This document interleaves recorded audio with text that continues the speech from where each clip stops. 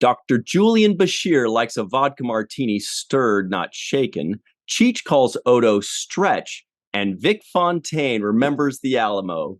Well, the movie, that is. Hey, everybody, and welcome to The Seventh Rule with Cirroc Lofton. Hello, hello. My name is Ryan T. Husk. Today we're doing a review of Deep Space Nine Season 7, Episode 15, Badda-Bing, Badda-Bang, written by IRA Stephen Behr and Hans Beimler, directed by Michael Vehar. This was February 24th, 1999. Where were you? We have a very special guest today, showrunner, writer, producer extraordinaire, IRA Stephen Behr is here. Thank you so much for playing with us again. How you doing, Ryan? Cirroc, awesome. Hugs and kisses. Before we get started, we do have a very special thanks to give to Oliver Minal. Oliver, thank you so much for sponsoring this episode. This one is for you. How you guys doing? Good. I'm doing great. Yeah. I got this. I wasn't expecting. I guess I wasn't expecting this episode to be so amazing, and it was such a treat to just watch it. And I think I caught myself rewinding and laughing and rewinding, and I don't know. I already did it again. I particularly like period pieces, and I think you do too. So. Tell me about how this one came about. Well, I had been joking about doing a caper show ever since in the year that we had Vic Fontaine on the show. I thought that would be the opportunity, even though we had talked about it, trying to come up with a 24th century caper, but because of the technology, it would be tough to do or too easy to do, actually.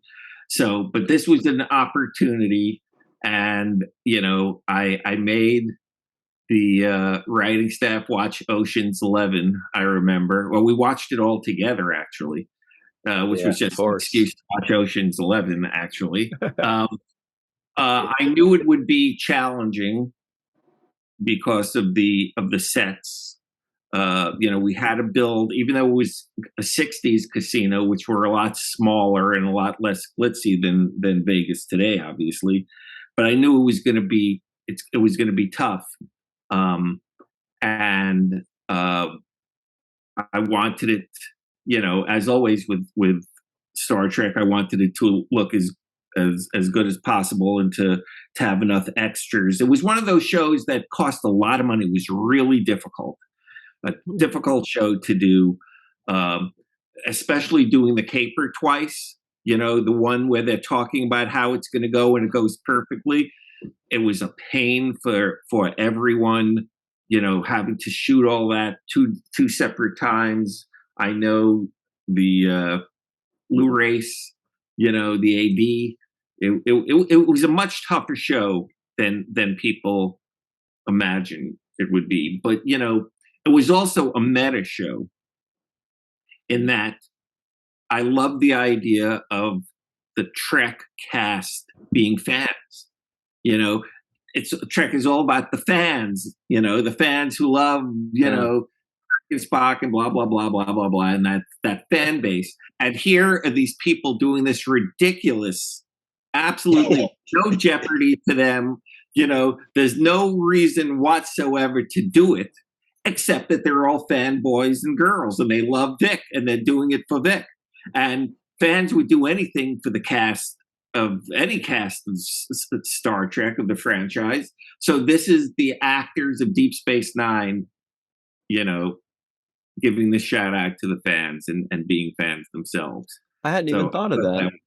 That's interesting. And like, all we needed as the viewer is that one line from Vic that said, "It's real to me." And it clicks because we're on the side of the cast, the crew. We're like, oh, what's the big deal? He's a holiday. But when he says it's real to me and Vic is real to us, that's when we go, oh yeah, this poor guy, he doesn't deserve to be just tossed away because he's a hologram. That's where you're not erasing my memory. Renee Echevarria had a very hard time in the writer's room with this one, because he kept saying, he's a hologram. He kept saying he had a hard time coming on board. And you need that one. He was the Benjamin Sisko of the writer's room. He was the one saying, what the hell? Why are we doing this? When are you guys going to go back to work? That was one of my favorite lines Sisko gives. When the hell are you guys going to go back to work? That was the way he says that. He goes, I see. And when are you going back to work? Unflinchingly. Well, I also thought it was interesting that having Avery be the voice of doubt really was good because it kept that alive. And so, he was that voice, and then we find out why, which is a different thing. But he was the audience surrogate, for the episode. He's the one voicing all the stuff that a large portion of the audience is thinking, and it gave Penny and the rest of the cast a reason to explain why it was so important to them to do it. So it worked really well. Yeah, I like the way that it was used as a vehicle to almost it kind of brought Penny a little bit closer, Cassidy closer to Sisko, because they had a little butting of heads argument, which is good for a relationship sometimes to have an understanding like that. It also let Nog we see him now post dealing with his trauma and now saying, hey, wait a minute, this guy saved my ass, I'm going to save his. That it brought that storyline to the forefront. It brought the Odo, Kira, them falling in love in his place. It brought all of those memories back to mind. And I love the way the vehicle of saving Vic was just like a perfect way to do it, even though I guess at some point I thought they were risking their own life. It was weird. For a second, I was convinced that the crew was actually risking something, like they could get caught up or beat up or something. O'Brien, funnily at the end when he's like, I don't want to talk about it. Because he, I guess, has to has to go through that. That's a memory that's not going to go away for him. Yeah, that wasn't a hologram for him. But Ira, this is one thing that I thought you mentioned, that it's about the fans and kind of like an homage to the fans and what they would do for their characters that they love. And this is a microcosm of that in this episode. I also felt a microcosm of the writers paying tribute to the writers. And the way I'll say that is when you talk about Felix writing the Hollow Suite program, then Vic talks about all the backstories. Like when I was 6, the guy, we got in the thing. That's the writers writing backstory, in the show. But it's kind of like, I don't know how to explain it, but it's one of those art imitating life. You're here writing about this programmer who writes backstory for Vic in his life, when you guys are actually writing the backstory for Vic and all the other characters. I love the play, the double entendre there. I think it's another highlight of this episode. And Felix tossing in a Jack in the Box there, like the writers do. They want to toss something in to throw you a curveball. Yes. Yeah, that's very true. I hadn't thought about that, and I don't recall Hans and I talking about that, which doesn't mean that we didn't talk about it or talk about it in the writer's room. The memory was of the fans, but yes, I think that's absolutely true, Cirroc. I think it was a little bit, again, it was meta. The whole thing is a story, the whole thing. Nothing is at stake, Right. None of the actors are going to get hurt, no matter what we put them through. They're all going to go home at the end of the day. It's all make-believe. But we buy into it and we care about it so much. It's so real, Yes. And it's a beautiful thing. And for once, I took, when I look back on it, there were 3 ridiculous swings that we took. And of those 3, this is the only one that really worked. Let He Who Is Without Sin was a big swing that was a disaster. And Robert Wolf was begging me to, in the midst of writing it, he said, let's just can this thing. Let's this is never going to work, because we knew for that show to work, it had to be sexy as hell. It really did. That was the whole thing. Riza had to be a truly sensual, sexy place. And there was no way Rick was going to allow that. And he did not. He was very firm about that. And so was the studio. So it made no sense. It was an absolute mistake. The second one, I don't have to tell you, everyone points to it. You know, the idea of making Quark a woman, I still think is a great idea, but it was a miss on so many different levels. We don't need to go into it, but you know, and this was another one, a big swing, a ridiculous thing. Here we are in the last season. You know, do we need to do this? Absolutely not. We're doing all these shows about real issues and serialization and yada, yada, yada. But I wanted to do a show that was a definitive standalone episode that was going to be a palate cleanser, so that when we went into the final 10 episodes or 11 episodes, whatever it is, that you know, it was like the dividing point. So it had to be something that did not, you know, touch any of the stuff we were going to touch later on. It had to be its own thing. And it was like, okay, one more time to be really, really, really stupid and really go for something that's going to probably fail and everyone's going to go blah. And it's like, what the hell? You know, let's just do it for us, not for the audience. And this time, I think we actually, thank God, pulled it off. But it was fun, though. And I submit another. We're all supposed to be fun, Ryan. Right, but it was supposed to be fun, Ryan. It was the lighthearted kind of fun. It's the kind of fun where the audience needs it, whether they realize it or not. You need a break in between heavy. Always, you know, in a movie and in a season. But I also submit that Take Me Out to the Holosuite was a big swing, no pun intended, and that one also hit, and it had a similar vibe in that they were. What did they have to lose? They were all doing this for Sisko, and he had a rivalry too. So I saw a little bit of a connection there with those two episodes. Yeah, the only thing with Take Me Out to the Holosuite, as I've revealed before, is it's the only time I ever ripped myself off. You know, that show I had written before, which is why I had Ron do it, not me write it again, because that would have been too much. But we did it on frickin' Fame. We did a show, Take Me Out to the Ball Game, which was the exact same show. We did some of the same gags, you know, not knowing who to tag. You know, I had done it once before, but I thought, let's do it again. You know, let's come up and see how it works on a. But I didn't want to write it, and yes, there were obviously different things about it, but a lot of the gags, especially the gag where they didn't know who to tag, which of the Vulcans, was actually based on a real story that happened in a minor league game that I had read about years ago, where, you know, the minor leagues, really low minor leagues, the two teams barely knew each other, and the catcher wasn't paying attention really who that. So when they realized he hadn't touched home plate, he ran to the dugout and he had no idea who that player was, and he just went down the dugout, tagging someone, looking at the umpire. The umpire said no, tagging no, just went down the hole. Anyway, so yes, I guess that would be a fourth episode, but I knew that episode kind of worked because it was a redo. There was something wrong. Secrets out.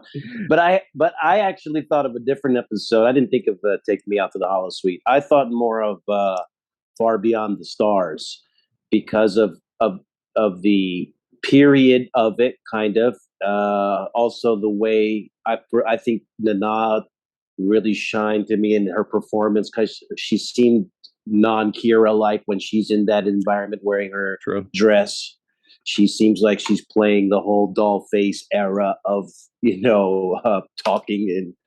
And I also feel like what also gave me that impression was the subject matter you brought up with Avery's character, with Sisko. Exactly. Yeah. Particularly the thing that bothered him. I didn't realize I hadn't seen Sisko at VIX, and you gave a reason to that. You put some actual backstory to that. And I want to get a little bit, you know, your idea of why that was important to you, or is that something that you picked up from Avery as a human being and then incorporated into Sisko? Avery mentioned it, if I'm recalling correct. See, the thing about Avery that no one understands is when it came to something like that, when it came to something like at the end of the series about him leaving Jake behind, when there was something that really mattered to him, it was the easiest thing to deal with him. He was so cool, and we'd have discussions. There would be no, it would be a back and forth, and it would be really, a nice working relationship. It was just in day to day when his mood would be, you never could figure it out what was going on, what was eating at him, which is why I'm still so fascinated by him. The most vulnerable man I've ever met in show business. Everyone thinks he was this hard ass, dark, nasty, and I think of him as just this big vulnerable wound, that he was. Well, I think you write your feelings about him in this scene with Penny when she says, "Just when I think I've got you figured out," and he says it's better that way. Like essentially, like you're not going to ever figure me out. Yeah, and the fact that he needed Cassidy to get him past what he was feeling shows the difference between Sisko and Picard and Kirk and Janeway and all of them, because he was a much more vulnerable human being. Things bothered him, things affected him and stayed with him. And it was, I think, a very important lesson. Not lesson, that's a horrible word, but it's something to tell the audience about, because I knew growing up myself, I thought of Vegas as a kid. I had never been to Vegas when I was a child, but I thought of Sammy Davis and Frank Sinatra. The Rat Pack. Yeah. So I thought, well, there's no segregation. There's no, everything's cool in Vegas. Hey, Sammy is beloved. And that's totally a lie. That was a total lie. So I think it's important to have brought that out. And it was a very minor conversation with Avery. And I think you're absolutely right. And it's a good point to make. It gave a little bit of flesh onto the bones of the episode, gave it something, to be about something. And also gave Avery a chance to sing, which was something I wanted to do since I saw him. That's a whole nother. How the hell did you get that done? Because the best is yet to, that was like, I almost had tears in my eyes watching the two of them go and just do that duet. It's got pipes like priceless. Both of them. The both of them do. I mean, James Darren as Vic is he's smooth. He looks like he could have been in the Rat Pack himself. He looks like a Dean Martin, or and his voice is that smooth. So, just writing this episode, and did you tell him, Avery, are you going to be singing? And he was cool with it. Oh yeah, before we wrote it, we told him. I wanted to make sure. I just wanted him to know, and the thing is years later, Jimmy told me he was at some convention. I don't know if I've ever told the story. I don't think I told it here for sure. He was at some convention and he was in a coffee shop at the hotel, right, by himself. And it was at night, I believe, sitting there by himself. And Avery walked in. And Avery looked around and saw him. And to Jimmy's surprise, he came over and sat down, and he said for like an hour, it was like the greatest conversation. It was just a beautiful moment between the two of us, and it just surprised him. He loved it, but he didn't understand why. And the reason why was because they had sung together. And I find that when people forget acting, But when two people sing together, and acting when it works is like a song between a duet between two actors. But when I did Lucky, the movie with Harry Dean Stanton, Harry Dean didn't have a lot of interaction with people. He was in his own, smoking, and he was 89 and he didn't give a shit. Jimmy came onto the set to do his first night on that shoot, and we were shooting outside in Burbank, on Burbank Boulevard, on the street at like midnight, and Harry's sitting there smoking by himself, and they had to do a scene together. And next thing I know, him and Jimmy are sitting there together, and they're kind of singing together, because Harry's, was a big performer and sang and played guitar and did club dates and all. Anyway, and from then on, he and Jimmy had a different relationship than Harry and the rest of the cast, because they sang together.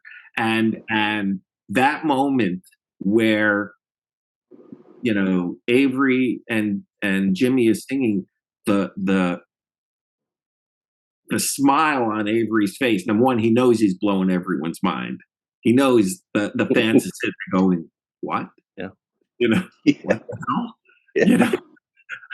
I had no idea. So he just looks so happy. And the thing is, because it worked, because Sisko was so hesitant to be a part of it.